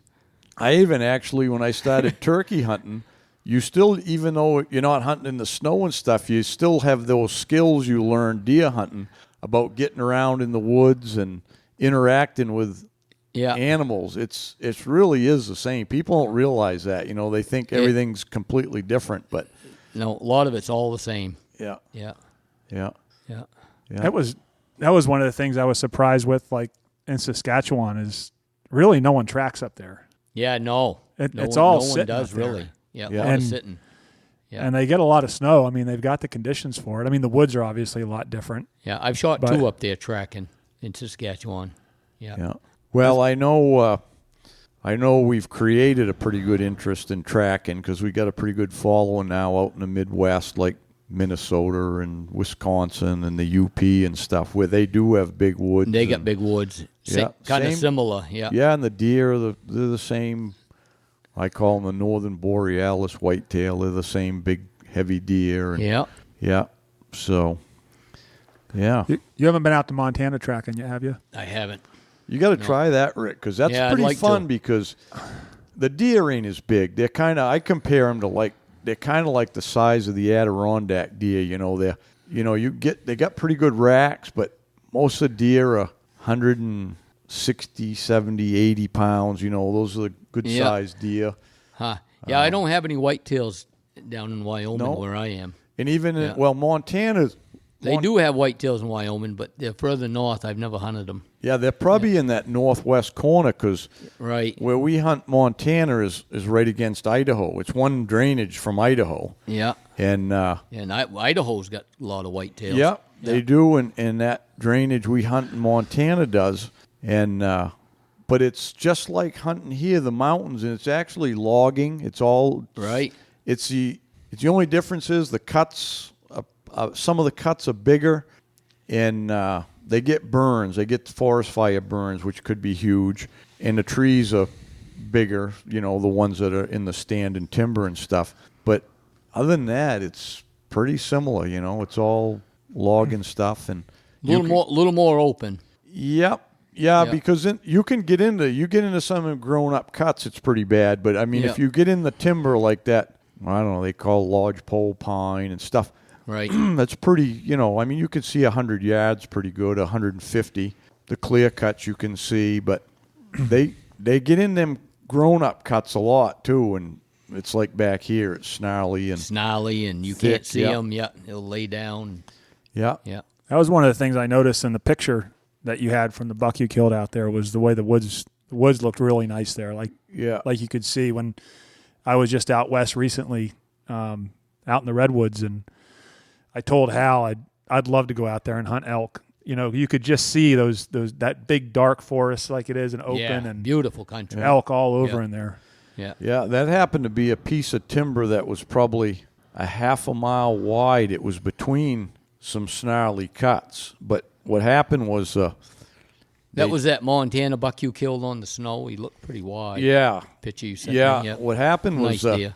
just before we got there, they'd got a pretty big dump of snow, wet snow, like a couple of feet. And out in them cuts, it folded everything down, and then it froze. Oh, and there was yeah. a crust, and them deer didn't like the cuts, so they moved into the timber where there was actually in the timber, because it melted when we got there. It was still, it would like melt and freeze, so it was pretty noisy going. It weren't very good conditions, but there was only in the woods, 3-4 inches of snow, 5 inches of snow, crunchy. And they kind of moved in there because that snow had broke off a lot of those spruce or whatever, and it's got that. It ain't like old man's beard, the gray moss. This Right. stuff's like black. Yeah. But the same thing, they love it. They were love all, eating it. Yeah. There was blowdowns all through that timber. I call that stuff cotton candy to a deer. Yeah. They'll eat that stuff off of those, especially if you get a blowdown, like you said. Yeah. It's always richer and thicker in the top of a spruce or a pine. And But that's where top them of it'll deer break were off. hanging that time. There Yeah. was the does were in them blowdowns thick. Every blowdown there was a doe or two in it. Yeah. So them bucks would come in. See, them bigger ones out there, what they do is they stay up high, like you say the old elk do. Well, them bucks do too. A lot of the guys hunt there. They road hunt and try to shoot one down where the logging roads are, because they kind of, where the logging roads are, it ain't real steep. And then you get to the base of those big mountains, and they log up a ways, and all of those roads are blocked. You can't drive them. They're Right. all like either rocked or gated. And then, but the big deer stay up there. So that's where I went. I mean, the morning I killed that one, I had hiked. I was sick in hell, but I hiked. Oh, I don't know how high up I was, but till I started running out of tracks, Yeah. And I turned around. I was on one of them horse trails. They got those just like Wyoming. And I turned around because I said I can't go any higher. I didn't have no water that day. I was kind of discombobulated. But anyways, when I come back down the horse trail about a half a mile, I cut that buck track that weren't there when I just walked up Oh, an this hour looks ago. good. Yeah. Yeah. Brand Yeah. new track. Yeah, and he'd come down. That's where he was coming from. He'd come from way higher than where I'd walked. And Yeah. he just happened to come down to check them does, and Yeah. he'd caught up to that one. He was running that other small 10-pointer. He was running him off and taking charge of things, Yeah. Yeah. Hey guys, Joe here. Wanted to take a few minutes to talk about Lake Parlin Lodge. We're a 4-season lodge located just south of Jackman. We've got cabins, lodge rooms, mini lodge. We're a big snowmobile destination in the winter, full restaurant, bar, all the amenities that you need for your trip. Open all obviously through the summer, right on the lake. Kayaks, canoes, all included with the cabin. We also do a lot of weddings, so if you're looking for a destination wedding, we can do a wedding up to 200 people. And, of course, we've got our hunting season, moose season, deer season. So check us out. We're at lakeparlinlodge.com. Well, maybe you'll get back over to Maine this winter in your busy schedule. Oh, I Track will. a little Don't worry. bit. Oh, yeah. Yeah. Yeah. Yeah. Actually, what Dad and I aren't going to Saskatchewan this year. No? And, no, I haven't pulled the trigger up there in 5 years. Is that right? Yeah. Yeah. No, so we decided not to go. He killed one pretty nice buck 2 years ago. I think it's on my Facebook page there. He's got like triple ends on the beams that tip down. Oh, yeah. Real wide-looking deer. But that's the only buck he killed in the last 5 years, too. Yeah. And I kind of think they're overhunting it now. So we're going to look for a new place. Yep. Yeah. New province. Yeah, I think something different. Yeah, that's why I was going to go back to Ontario this year, and I ended up talking to Dennis. Yeah. I can't think of Dennis's last name where we hunted Yeah. on that little lake. Had a nice little lodge there. His mother did Yep. all the cooking and everything. It was a great spot. Yeah, that was a good place. Yeah. I enjoyed it. It's unfortunate that the Yeah. population went down Yeah. so drastically after that, because I Yeah. would have gone back there. Oh, in a heartbeat. And he used to take us up lakes by boat and drop us in these remote spots, and Yeah. Yeah. we just hunt up the mountains all day. That was a trip that my dad went, and he doesn't hunt. He, isn't really into it, but he went along anyway. There was a last minute opening, and he saw the biggest buck that anyone saw on the Yeah, trip. biggest Monster. buck of his life. Yeah. Yeah. And he just didn't he fired I a think couple they times. had a stare but down, didn't they? They did, yeah, for quite some time. But I think the nerves got the best of him. But You got a little was- fever, did he? oh, it was, yeah. I'll never forget that. When he got out of the boat, when we met him, they took us out to these islands, and he was so jacked up from that experience. I thought maybe he was going to get back into hunting then because he used to hunt years ago. And Yeah. I remember he was pretty excited. oh, yeah, Yeah. that was fun. I remember we Yeah. got back to the lodge, and he said, well, it was wide like, he's pointing up on the wall, it was wide like that one, but it was tall like that one. And we're like, geez. yeah. About He had it 160, right there. 170-inch deer, probably. the way he described it. Yeah. Probably. But, Few and far between. yeah. Yeah. You got one of those monster ones there. Well, it's been a while now, but Yeah. out in the Midwest there, it was over 200 inches, wasn't it? Yeah. Killed that one with muzzleloader. Yeah. Non-typical. Yeah, non-typical. Then Iowa, I killed 3 years ago now, a 193. That was a really nice buck. He had 23 points. Wow. And he didn't, none of them net book. Right. Yeah, and they were all, time you deduct everything, you're down, but who cares? I don't care who that cares? much about that. They're great-looking deer. Yeah. We started our own scoring system this year. We're gonna, because we're all about gross antlers. We don't care about the deductions. I mean, it Always, yeah. Yeah. To me, whatever he grows, if he grew it, you ought to count it. yeah. So we got a pool. We got a pool that we're doing this year. Rick's probably going to want in on this one. I might get in. on So it. so we we're might gonna, have to handicap him. yeah. So the way it works is it's going to be combined. You add the weight plus the gross inches. Oh, really? And so that's who's going to win Ooh, it. that could be a good. That's a good idea. Isn't that a good Yeah. for I like Maine that. deer? It's a Yeah. good way to score. That is. And Yeah. because we had a few last year, some of the guys shot some really big racks, but they weren't quite as heavy, and Right. vice versa. So That's usually the way it works in Maine. Your best racks are, 180 to 200 pounds. Yeah. Oh, yeah. Oh, Al Wentworth. I used to know Al pretty well in the Maine Antler and Skull there, and that's what he always told me. He says, I talked to him a lot on the phone and at shows, and he always said all the best racks are, Yeah. 180 to 200. Yeah, and a lot of those do come from, central Maine and stuff like that. Right. Got the bigger racks. But I've found it's true even up here. Easier winners, Yeah, but even up here, the bucks you shoot that get up over 230, 240, they usually don't have the racks. I mean, if it is, it's a bonus, Right. Once in a like a needle in a haystack. If you shoot a 240-pound buck up here and he's got a big rack. Yeah. well, I think that it has to be, the feeding that's helping them up here getting a little bit better, because that's the big difference, right? So down in central Maine, you got agriculture. Yeah. Up here, Yeah. they're just browsing. There's Right. no way you're going to grow as big a rack, No. nutrition-wise. But Right. now you've got towns that, everyone's Everybody's feeding, and they're feeding getting them. all those Right. good nutrients. So it's Yeah. got to not just help them through the winter. I mean, it's got to be helping. Absolutely. Because there was, who was it? Someone from town, Matt, was logging up there just north of town 2 years ago, I think, and someone shot, I want to say it was a 180-inch buck, big giant rack, Wow. typical. I don't It know was if at least a that. 160, but it was a abnormal think rack for around Probably here. around 160. I think that was over when he was logging over by Little Bigwood there. That's right. Yep. Yeah. Yeah. Was it 160? It was. Yeah, it was a pretty big. It was Yeah. a big. They shot a couple big ones right in them loggins that year there. Yeah. And it's funny because same thing. It was late in the year when they were coming down looking for them does, because usually they're not in that area. Those. Yeah, you don't see them No, big ones. Yeah. they were swinging in and checking them cuts for Yeah. the does were hanging around where they were logging. But Yeah. my the biggest scoring one. I don't have any high scoring ones from Maine. It was 140 and something was my biggest one. It was on the cover of my first book, and that thing weighed 200 right on the nose. Yeah. Short, Yeah. stocky one, but that's the way it goes, Yep.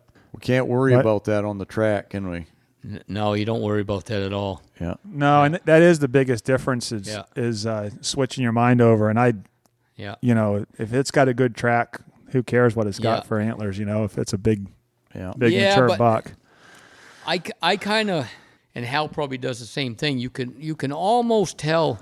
You get on a big buck, and you can tell usually within the first 20 minutes if he's got any horns on his head. Or, Just where he's walking. Right. Yeah. You Yeah. get I tracked one a couple of years ago there, and he was a huge buck. He was probably pushing 240, 250.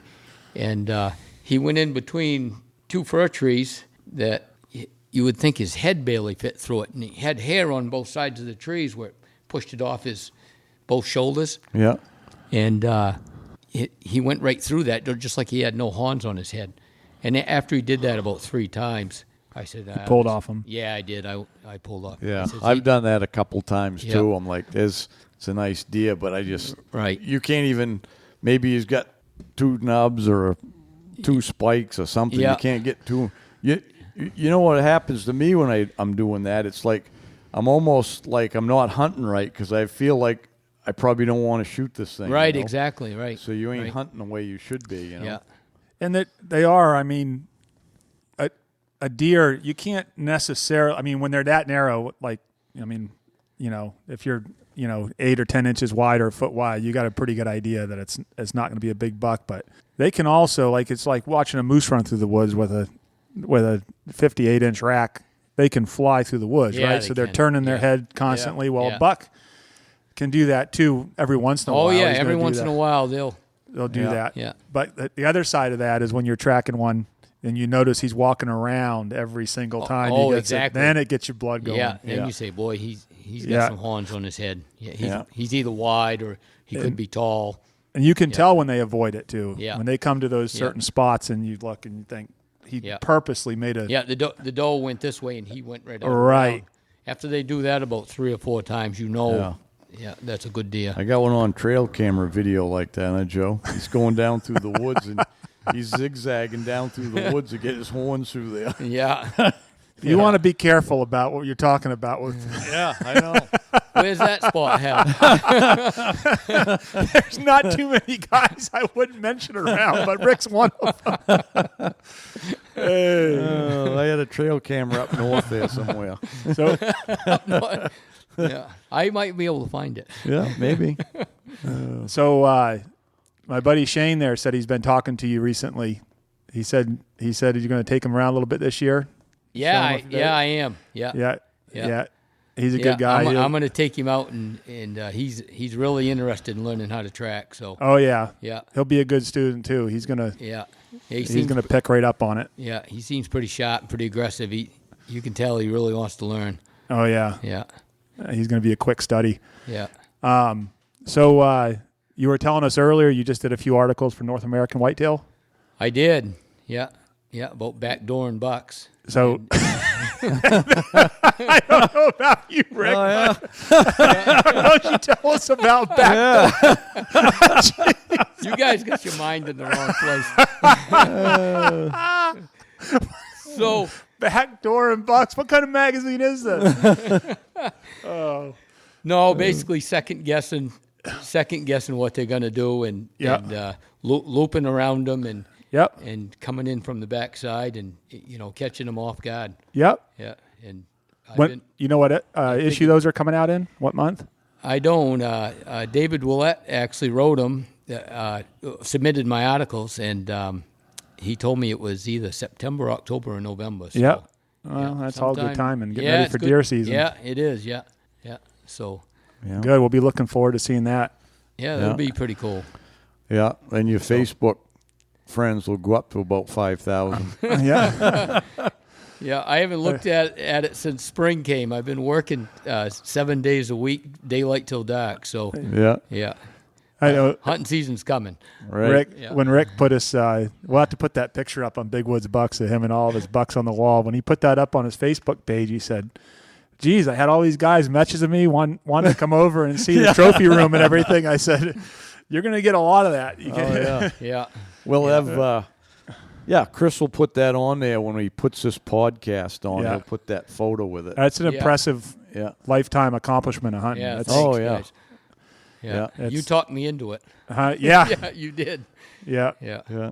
Well- I did one once years ago. I mean, back probably early 2000s or something like that. Of course, I didn't have nowhere as near as many, but I put them out on my back wall at the lodge. You got quite there. a few. Yeah, and good ones. I kept saying, I mean, and that's a long time ago, and I said I should do that again. And I should have done it when I first built my house, before I put them inside, I Right. should have just done it. Yeah. And I didn't do it. Now I look at it, I'm like, well, that's a lot of work. A lot of work, yeah. Have you been up to my new house? No, I haven't. You gotta I've go seen up there pictures. sometime. I've seen pictures Yeah, of it. see, because I Yeah. got them all up in them rakes, and they're all up high. I need a extension ladder to get to them. Right. Like, boy, that's a lot of Yeah. a lot work of to climbing. take them down. But Yeah. you Yeah, can get both of your rooms are pretty impressive. Yeah. Rick's are all in his office, and Yeah. they're basically floor to ceiling, I guess, aren't they? Yeah, I'm running out of room. yeah, I Yeah. just tell everybody, you got to start somewhere, right, Rick? Right, exactly right. Well, it's Right. true. You got to start with the first one. Yeah. Yeah. You start with the first one and keep going. And Yeah. I know you've had probably most of yours mounted, right? Yeah, most of them. Yeah. Yeah. Same Yeah. here. There's some of the smaller ones there that I didn't Right. bother with. A couple of them were mistakes, and Yeah. 2.5-year-old bucks. But Yeah. to me, it was always, when I had the lodge, it was an advertising thing too, Yeah. because tax write-off. Right. Right. Right. Yeah, Yeah. but that's it. That's promotional stuff. But I keep doing it because I think it's a way to kind of, for me now, it's kind of like honoring the buck and the memory of the hunt and stuff. I can look at and, that. And, people ask me, people come in and look at all my mounts, and they say, you remember every one of those bucks? I said, exactly. Every yeah. detail. Yeah. I could go back right to that morning, right where I started off. I said, every time I look at every one of those deer, Yeah. it just brings all those memories back. Right. And by Yeah. having them on your wall to look at instead of in the garage in a Yeah. bin, Yeah. you keep That it comes fresh. from a really good wife. Yeah, Yeah. I hear you. My wife Absolutely. she actually loves all the mounts, so Yeah, yeah. Makes it easy. You Yeah. got that right. I was wondering at first when we was building the new house. Deb's like, "We're not having deer heads everywhere in the house." She knew there was going to be some, but she must have softened up again or something there. I know the last one I put up was that Montana one. Yeah. It came in a crate this summer, and I'm looking around and I'm like, ooh. Because I've been taking pictures down to Gonna do it. take something down. I have to take things Yeah. down, and I go, I got one spot. I had this nice picture. I love the picture. It's a buck laying in the snow. It looks just like up here. Yeah. And I'm like, I gotta put that. That'll fill that spot in. It'd be like 5 in that section, And I told her, I'm sitting there one night, and I go, well, I said, I think I gotta put that buck up there where that picture is, but I hate to take that down. You know what she did? She goes, oh, just put it up there on the loft stairwell. There was 2 other pictures that were, I don't know what they were, something else. She goes, take those 2 down and put the picture up there. I go, sweet. Yeah. Now, see, I still ain't got my last year Maine one back yet. Yeah. So I'm kind of looking around, scoping that out. That 190 pounder. Yeah. You heard that story, didn't No, you? I haven't. Oh, No. yeah. No. So, yeah, that was we did a podcast on that. We'll do it short, but anyways for you. So I shot that buck on Tuesday of the first week. Remember, we had more. There was actually more snow here than there was up north. It was just the way it came through. Right. And I was headed down here that morning, and I drove from the house, and I got about 2 miles from the house, and I go, I ain't going down there because I never hunt down this way. Right. And I don't right. know the country, you know what I mean? I go, I'm going to. Yeah, you always hunted, north of town mostly. And mostly around the because I lake. never liked hunting around the clear cuts. And that's really the reason I Yeah. never come down south of town much. So anyways, Saturday, Residence Day, I had one get up in front of me that was one of them 250 or better. And I needed another half a second to get a shot. Right, didn't have it. And then my knee wouldn't let me go all day. I went till 1 o'clock, and he was headed the wrong direction. But anyways, I said, I'm going to go back over there. So I whipped around in the road, turned right around. I was headed south, and I turned around. I headed back north. And I'm on the way over, and where there had been no snow, it's a low area, I'm driving in, and there's snow. I look, and I'm like, as I go along a little further, it's like there's tracking snow here. And I can't figure out why, because it made no sense why there was snow. It happened to be a squall run through, but there was about 2 inches of snow. And it's a place I wanted to hunt. You almost never get to hunt there because of the snow. And I said, I'm going to hunt here. So I whip in and find this track up in the woods. I'd gone about 2 hours before I picked up a track way back on this ridge. But anyways, I end up shooting the buck, and I had He got a hold of us. I got a hold of him with my inReach. Got a hold of Chris, and Joe happened to be at the lot because Chris was worried about me with my leg, Yeah. And when I looked on my GPS when I shot him, and I was only like 0.3 from a road, which meant about a half a mile by getting there, So I said, I think I could get this by myself. But when I shot him, he looked like a pig laying there, and I go, he's over 200. I knew he was, So anyways, long story short, Chris calls Joe. Joe said, yeah, I'm at the lodge. So him and Jonah are on the way in. We'd had left messages on the inReach. So he's on the way in. So I come out, and I walk back. I said, well, I'll go get my Ram Charger. When I hit the road, I got my GPS. I mean, I knew where it was. I just wanted to see how far. It was 3 miles from the truck. So I said, I'll give me time to walk down, get that, and drive back. Before I got back, they were already there heading in. So I walk up in the woods on my backtrack, and they got down about a few hundred yards, and they're dragging it along there. And so we stopped and talked there, and I go, ain't got much of a rack, but it's a pretty nice buck. And Joe goes, I said, well, what do you think that'll weigh? I said, they're going to go over 200 easy enough. And Joe goes, no, he goes, I think that's going to weigh 190. And I go, huh? And he goes, maybe 195. And I'm like, I just had to keep him in check a little bit. Yeah. I said, I've seen a few big ones before, Joe. I'm pretty sure he's going to go over 200. Right. Yeah. So anyways, well, I don't know. He wouldn't put his money on it, though. No, I'm smarter than He wasn't that confident. Jesus, are you kidding me? So we get him loaded up. And when we was loading him up, I think he began to realize he was a little bit heavier than he thought. We was putting him on the hood of the Ram Charger, and we roll into Bishop's, and there was a buck they were weighing on the scale there, and so I was standing around talking to a couple people. Everybody's going, "Oh, nice buck!" They're coming up the Ram, nice buck. That's a good one. And I think it was Meg, wasn't it? Come over and she said something about Right. Yeah, 225 or something, and Ray said 230. 220. He said. So Ray Ray Bishop. He comes over, Levesque. Right. He comes over and he goes, that thing's going to go 220. And I'm like, well, why don't you tell Joe that? So Joe pulls over to the game pole, and we hoisted up there. It was 227, And I said, what do you think, Joe? Yeah, I was a little off. Yeah, a little off. Couple pounds. Yeah. That's all right. Yeah. Well, that was a fun day. Yeah. So, but it was good having help getting him out anyway. I started, and I didn't know if you knew it. I had that back trouble there just before the season. Right. I was on my back. I remember that. Yeah. I got my back fixed Tuesday before Residence Day, where I could actually get up and move. Yeah. I'd been on my back for 10 days. Wow. It was the worst thing I'd ever been through in my life, I think. So a combination of my back and my knee. I mean, I wasn't very fit. Yeah. Have you missed any hunting seasons due to anything like that yet? Not yet. Never. Yeah. No. You hope you don't. Yeah. Knocking on wood. Real good shape. Yeah. Yeah. I just went and had a shot in my knee yesterday. I got bone to bone on my right knee on the inside edge, and I went and had a shot of that synthetic. Bone to bone and bucks on the backside. Yeah. We hope. Yeah. So that usually gets me about a year with this shot he gave me, and I feel pretty good. So. Yep. Yeah. Good time. Just in time, about a month ahead of hunting season. That's right. Yeah. Yeah. Yeah. So I think your answer will be similar to mine, Rick, but what is the one thing you would tell people is the key to success when hunting in the big woods, tracking and stuff? Or even just hunting if you don't have snow, but just the key to killing deer up here or in the big woods? Mine I would say never give up.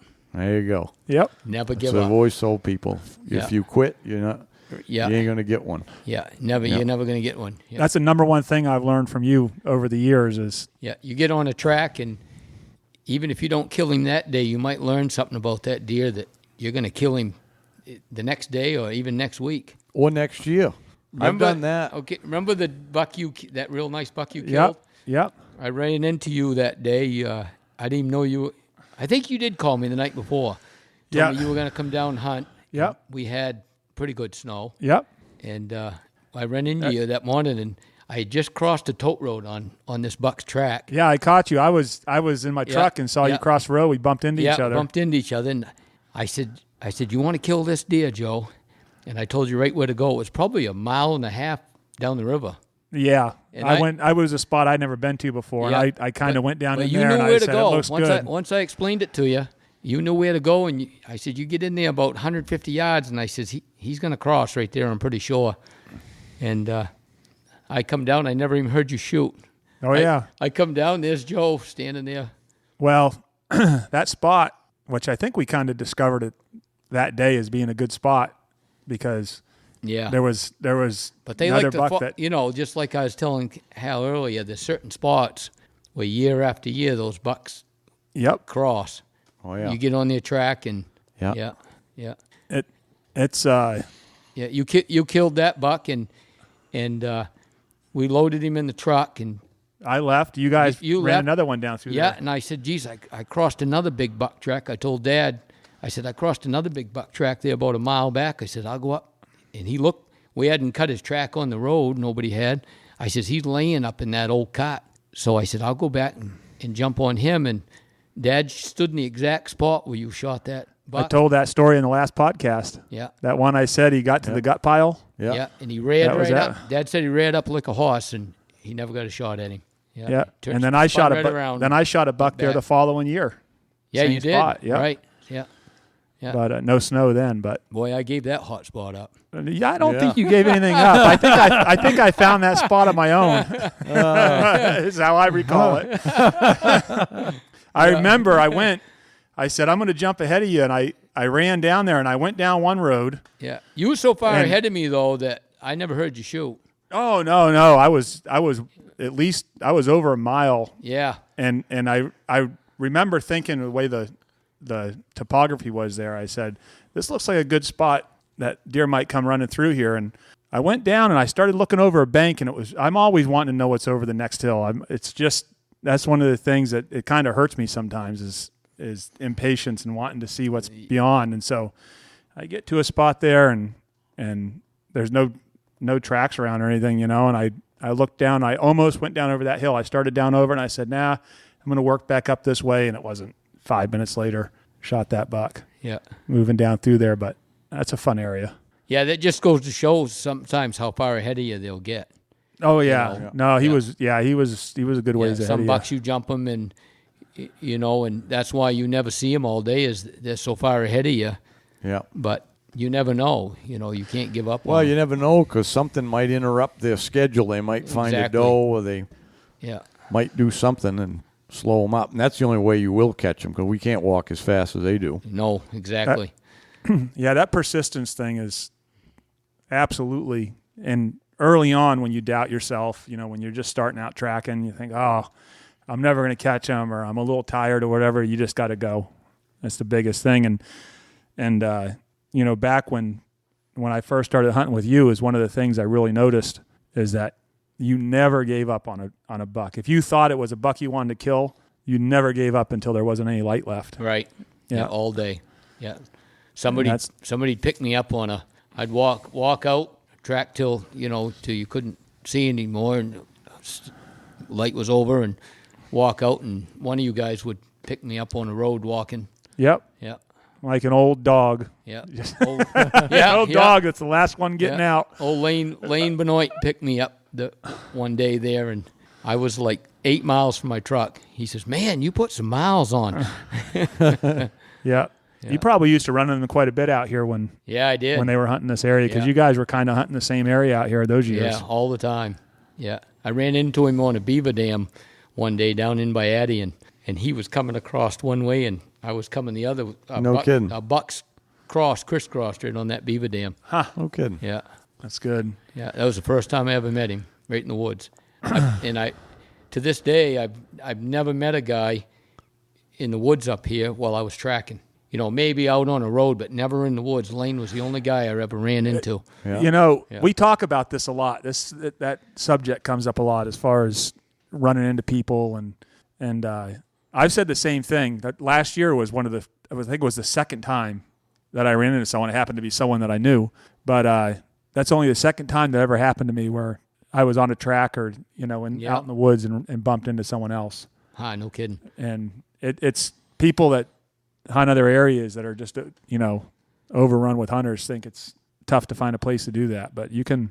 Yeah. Well, let alone running into somebody. I mean, how often do you even see a boot track in the woods, right? Yeah, exactly. Really never. Yeah. Hardly ever. Hardly ever. Yeah. So most of the time, if it is, you might cross somebody's track where they just went in to sit down. Yeah. You're closer to a road when you find a track. Yeah. Well, I think this is one of the longer ones that we've done.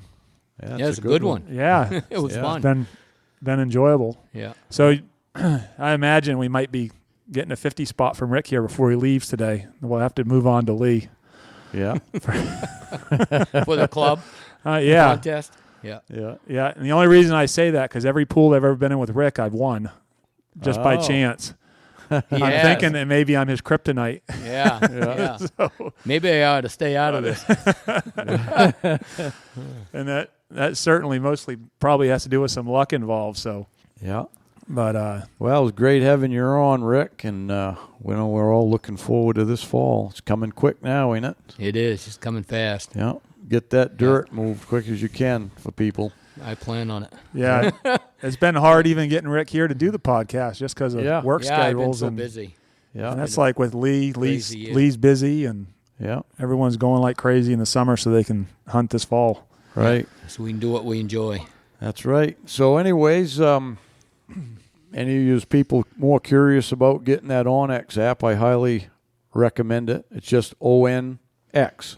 And just download it right into your phone, your iPhone or Android or whatever. And you'll have satellite imagery and you can download. And they also have the chips you can get that go into your GPS. You can get them for each state. Tells you all the boundaries, land boundaries, roads, streams. A lot of good info on it. So get that, check it out, and make sure to like us on Facebook, comment on our, what else we got to say? We got to Instagram. Bo's running the Instagram, yeah. If you're on Instagram, you can get Big Woods Bucks on Instagram. And reviews on iTunes. Reviews on iTunes and all of that good techie stuff that I'm not familiar with. Reviews and ratings and all that stuff. So glad to have you listening. Hey, thanks for tuning in. Till next time, good luck on the trail.